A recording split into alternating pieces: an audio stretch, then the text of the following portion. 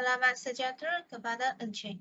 Kami dari kumpulan 9 ingin membentangkan tajuk Pasca Modernisme. Berikut merupakan ahli-ahli kumpulan 9, yaitu Tuan Muhammad Khairul Aman bin Tuan Hasan, Muhammad Hazid bin Azman, Muhammad Ridwan bin Cik Awang, Harita anak perempuan Subramaniam, Priti Kekiti, dan saya Fu Xuanpei.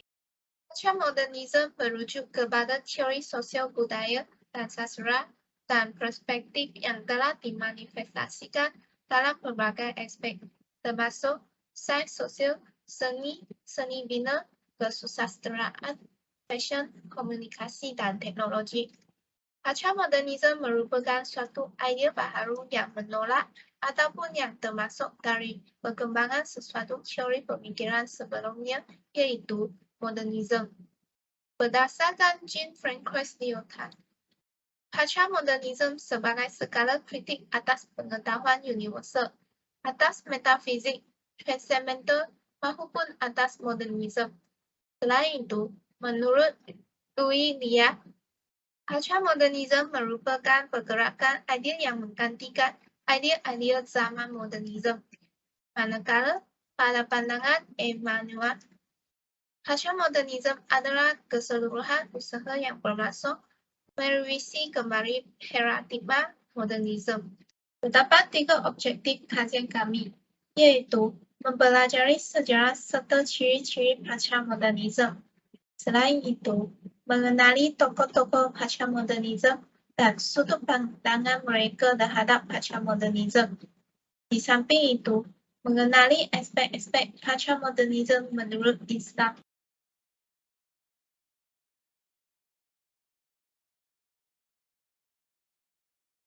Pasca modernisme merupakan salah satu daripada kepelbagaian aliran pemikiran yang muncul pada abad ke-20.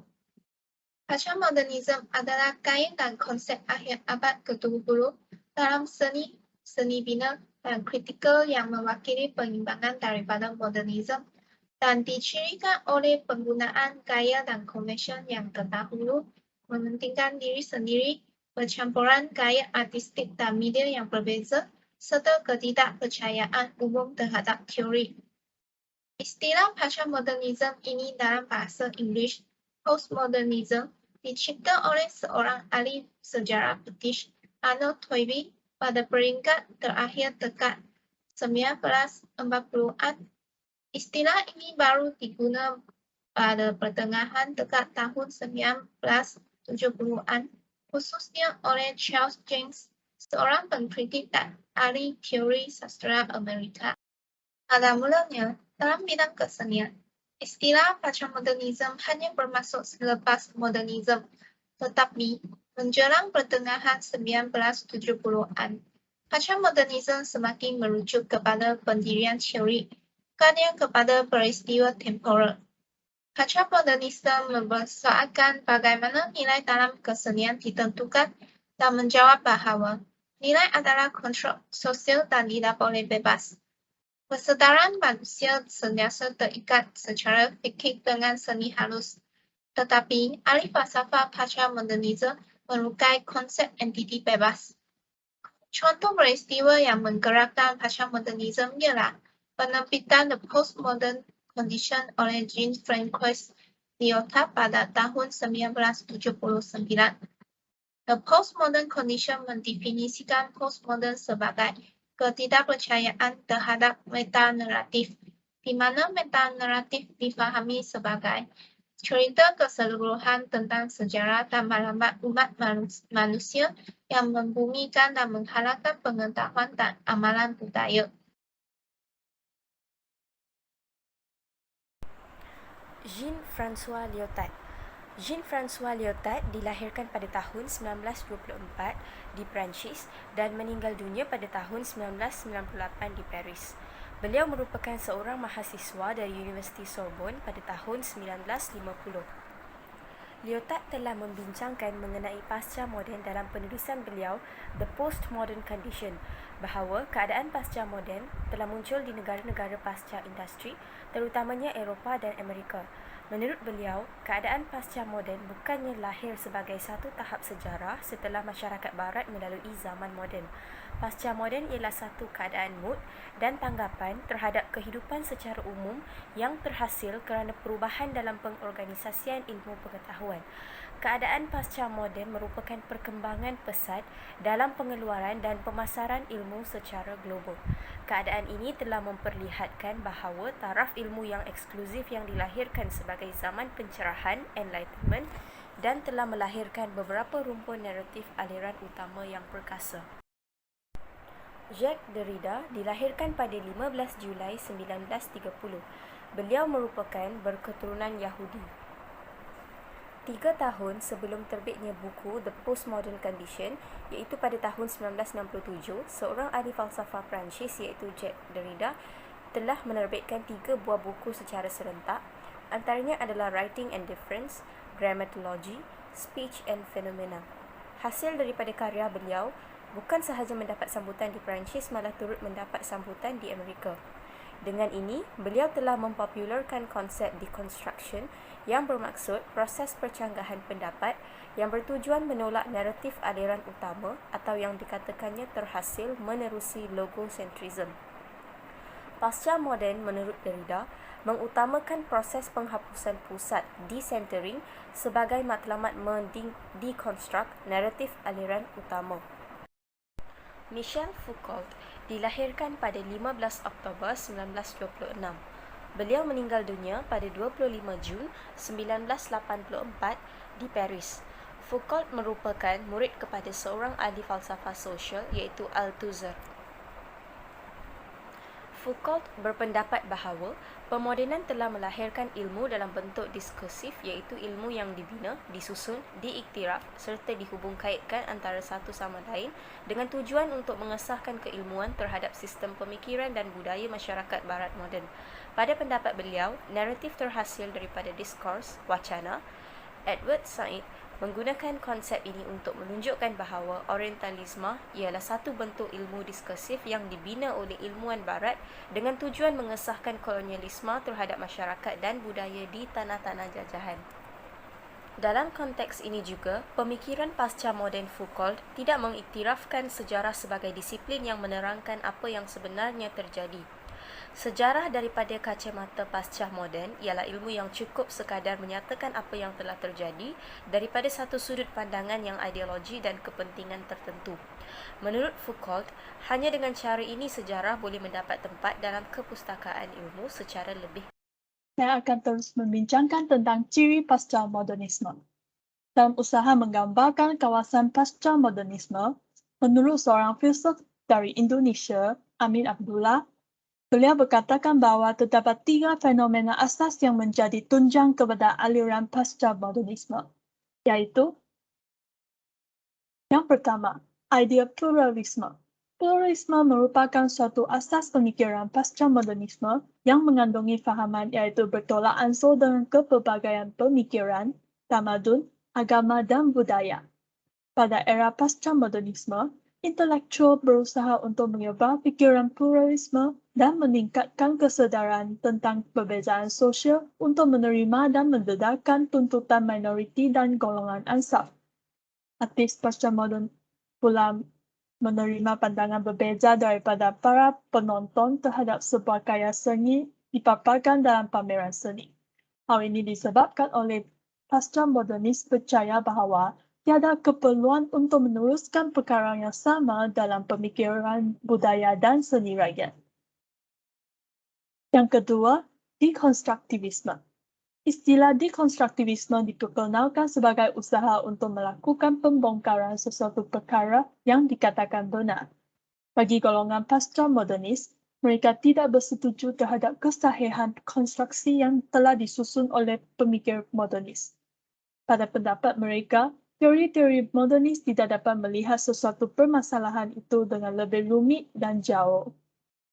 Bagi golongan pemikir pasca moden, skop dan pandangan beragama yang diperkenalkan oleh golongan modernis sudah terbelakang kerana mereka tidak dapat memecahkan persoalan kerancakan pertubuhan minat manusia dalam memahami agama dan mengaplikasi agama dalam kehidupan.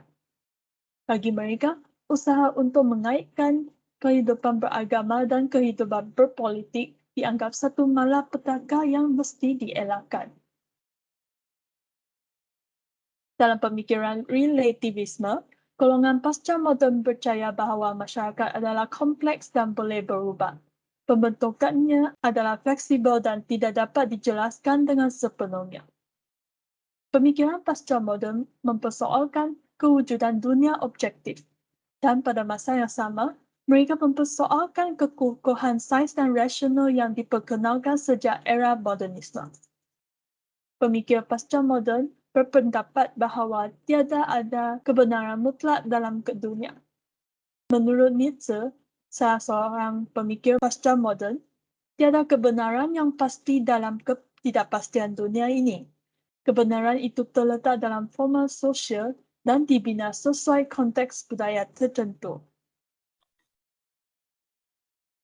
Baik, kita bergerak kepada slide seterusnya, iaitu cabaran pasca modernisme. Era pasca modernisme menyaksikan perubahan nilai terhadap keseluruhan aspek dalam kehidupan manusia.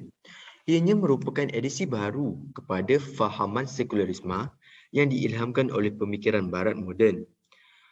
Fahaman ini disebarluaskan oleh proses globalisasi melalui kecanggihan teknologi dan maklumat. Fahaman pasca modernisme mementingkan manusia untuk mempunyai kebebasan diri tanpa perlu memikirkan pendapat orang lain. Jadi dengan berkembangnya pasca modernisme ini, maka gerakan kebebasan dilihat semakin bertambah dan berkembang maju sehingga ke hari ini. Antara cabaran terbesar fahaman pasca modernisme adalah kepercayaan agama, terutamanya agama Islam. Ianya dilihat di mana menurut pengikut pemikiran pasca modernisme ini, mereka menolak sistem hukum Islam yang mutlak di dalam agama. Ini adalah kerana mereka tidak mempercayai rukun Islam dan rukun iman. Perkara ini dapat dilihat di mana mereka tidak menerima ibadat wajib seperti solat 5 waktu, puasa di bulan Ramadan serta membayar zakat bagi yang mampu. Terdapat 3 aspek yang menjadi cabaran pemikiran pasca modernisme terhadap agama. Antaranya ialah dari aspek ontologi. Ontologi di sini bermaksud faham wujud. Pernyataan ini bermaksud memahami hakikat-hakikat kewujudan serta hubungan antara mereka. Menurut pemikiran Islam, ianya merupakan ilmu kalam. Ilmu tersebut ialah kepercayaan kepada perkara gaib seperti malaikat, syurga neraka, hari akhirat, dosa pahala dan sebagainya. Manakala mengikut pendirian dan sikap pasca modernisme, mereka mengatakan bahawa semua kewujudan adalah bersifat relatif. Yang kedua adalah dari aspek epistemologi. Epistemologi bermaksud faham ilmu. Ianya merupakan kaedah sumber dan pengesahan ilmu pengetahuan yang didapatkan. Mengikut Islam, mereka mengisbatkan kebolehcapaian dan kebenaran ilmu melalui kaedah dan sumber-sumber seperti kitab-kitab, Al-Quran, Sunnah dan sebagainya. Sementara itu, menurut pemikiran pasca modernisme pula, mereka mengatakan bahawa semua kebenaran adalah bersifat relatif. Seterusnya adalah dari segi aksiologi. Aksiologi di sini bermaksud faham nilai. Ianya berkaitan dengan prinsip-prinsip akhlak, etika dan moral seseorang. Menurut Islam, mereka mengisbatkan prinsip-prinsip yang tetap tentang baik atau buruk, serta atau salah dan silap dari sudut etika dan estetika. Manakala, menurut pemikiran pasca modernisme pula, mereka menganggap bahawa semua nilai adalah relatif. Ini membuktikan bahawa pemikiran ini merupakan suatu pandangan yang bertentangan dengan agama, terutamanya untuk agama Islam. Pemikiran pasca modernisme ini ditentang dan ditolak oleh tokoh-tokoh agamawan kerana ianya boleh merosakkan kepercayaan seseorang itu terhadap agamanya. Kita bergerak kepada slide seterusnya. Terima kasih. Seterusnya, saya akan membincangkan implikasi perkembangan pasca modernisme. Seperti yang kita ketahui, pasca modernisme adalah merupakan pemikiran yang menentang modernisme. Secara tidak langsung, pemikiran pasca modernisme tersebut menolak mana-mana penubuhan yang bersifat tradisi, sama ada tradisi falsafah atau tradisi empirikal, iaitu penemuan saintifik. Implikasi yang pertama adalah dari segi perubahan dalam pemikiran intelektual, di mana ramai intelektual mengatakan bahawa teori pasca modernisme ini sebagai kontra atau counter trend kepada teori modernity, iaitu mengenai ketepinggiran dunia ketiga dari aspek pemikiran dan budaya. Pasca modernisme yang bermula sebagai counter movement dalam kesenian dan seni bila telah berubah menjadi pengaruh yang besar dalam dunia intelektual dan sosial. Terdapat beberapa aspek yang termasuk dalam pembangunan idea pasca modernisme dalam pemikiran intelektual. Antaranya adalah seperti menolak saintifik dan objektif dalam peradaban barat, melunturkan asas falsafah barat, menekankan ketidakketentuan dalam fizik, kuantum dan matematik. Pasca modernisme juga pada mulanya berdiri untuk menentang secara total pemikiran yang berakar umbi pada zaman pencerahan di Eropah dan kemudahan tamadun budaya dan masyarakat Eropah pada masa itu yang mengecilkan dan menjatuhkan taraf dan cara pemikiran budaya lain. Implikasi yang seterusnya adalah kepada masyarakat. Secara umumnya, pasca modernisme ini telah meningkatkan pembangunan dan kegunaan sains, seni dan industri. Malah ia telah melampaui dan membuktikan kemampuan akal rasional dan keunggulan manusia. Secara tidak langsung, ia memberi kesan kepada nilai dan moral hidup dalam masyarakat, terutamanya yang melibatkan institusi kekeluargaan. Seperti mana yang kita ketahui, sistem keluarga di negara ini sedang menghadapi krisis yang hebat, di mana sebahagian daripada ibu bapa sudah tidak dapat memainkan tanggungjawab dan melaksanakannya sewajarnya untuk mendidik anak-anak. Hal ini disebabkan oleh tekanan dunia yang semakin materialistik dan ceteknya pengetahuan agama. Bukan sahaja masyarakat di negara ini, malah masyarakat barat sendiri telah mengakui bahawa sistem keibubapaan yang longgar dalam diri mereka. Hal ini telah menyebabkan hasilnya banyak generasi budaya terbabit dalam jenayah keluarga tidak stabil, gejala membunuh diri, lari dari rumah dan lain-lain lagi. Implikasi yang seterusnya adalah kepada ilmu pengetahuan. Menurut pasca modernisme, ilmu pengetahuan tidaklah objektif semata-mata, tetapi subjektif dan interpretasi dari manusia itu sendiri, sehingga kebenarannya adalah relatif. Dengan demikian menunjukkan bahawa tidak apa yang dinamakan ilmu bebas nilai dalam pasca modernisme, sedangkan modernisme menganggap ilmu pengetahuan yang objektif maka bebas dan dinilai. Terdapat beberapa tokoh pasca modernisme yang membahas tentang perkembangan ilmu pengetahuan dalam pahaman pasca modernisme. Antaranya adalah pemikiran dari tokoh iaitu Jean-François Lyotard, di mana beliau mengatakan bahawa ilmu tidak harus langsung diterima kebenarannya, tetapi harus diselidiki dan dibuktikan terlebih dahulu. Bukan itu saja, beliau juga mengatakan bahawa ilmu pengetahuan pasca modernisme bukanlah semata-mata menjadi alat penguasa, tetapi perlu diperluaskan kepekaannya terhadap pandangan yang berbeza dan memperkuatkan kemampuan kita untuk bertoleransi atas pendirian yang tak mahu dibandingkan. Seterusnya, saya akan meneruskan pembentangan berkaitan topik aspek pasca modernisme menurut Islam. Seperti yang sedia maklum, pasca modernisme ini merupakan satu aliran pemikiran yang menggantikan idea-idea zaman modernisme. Namun begitu, fahaman pasca modernisme ini dilihat sebagai ancaman baharu yang boleh menimbulkan masalah yang cukup besar bagi umat Islam. Ini kerana fahaman ini sememangnya bercanggah dan bertentangan dengan pembawakan agama Islam. Datuk Zakaria Stapa menjelaskan bahawa nilai dan prinsip pasca modernisme ini tidak boleh diterima dan disesuaikan dengan akidah dan ajaran Islam.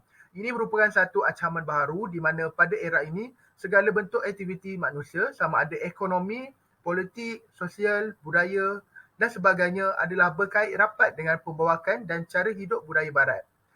Anita M. Weiss pula menjelaskan bahawa kehidupan Islam pada zaman moden ini perlu menghadapi dengan pelbagai cabaran dan juga halangan sama ada luaran maupun dalaman. Hal ini disebabkan masyarakat Islam kini menghadapi dilema serta kecelaruan budaya dan cara berfikir sehingga boleh menyebabkan mereka berada dalam situasi yang sukar untuk mempertahankan tradisi dalam menghadapi perubahan modernisasi. Muhammad Azhar mengatakan pembawakan pasca modernisme ini membahayakan nilai-nilai yang telah lama sebati dengan Islam seperti nilai-nilai yang bertentangan dan lari dari akidah. Hal ini kerana nilai pasca modernisme ini menolak rukun iman dan juga rukun Islam. Selain itu juga ia menolak nilai-nilai etika dan moral oleh kerana nilai pasca modernisme ini mempunyai pandangan bahawa nilai-nilai mutlak dan kekal adalah tidak wujud. Nilai pasca modernisme ini juga menolak sistem hukum yang dibawa oleh agama dalam bentuk syariat Islam sehingga boleh menyebabkan manusia akan terpesong tanpa panduan syariat agama. Usman Al-Muhammadi memberi pandangan bahawa kemunculan pasca modernisme ini berkait rapat dengan kerakusan masyarakat moden yang telah mencapai tahap kehidupan materialistik dan agnostik, yakni tidak percaya kepada kewujudan Tuhan. Oleh itu, kita dapat lihat dengan jelas bahawa era pasca modernisme ini akan menjadi ancaman besar kepada umat Islam. Dalam mendepani era pasca modernisme ini, pelbagai langkah yang proaktif perlu dilaksanakan, antaranya umat Islam perlulah mempunyai daya fikir yang kritis terhadap pandangan alam barat dalam aspek pembangunan, kemajuan dan sebagainya.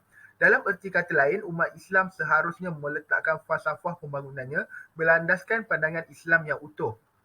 Langkah kedua adalah pembinaan identiti dan jati diri negara bangsa di Malaysia perlu berteraskan dengan budaya turun-temurun Melayu dan Islam serta budaya lain. Sebagai contoh, bahasa Melayu sebagai bahasa kebangsaan dan bahasa Inggeris sebagai bahasa teknologi dan perhubungan antarabangsa.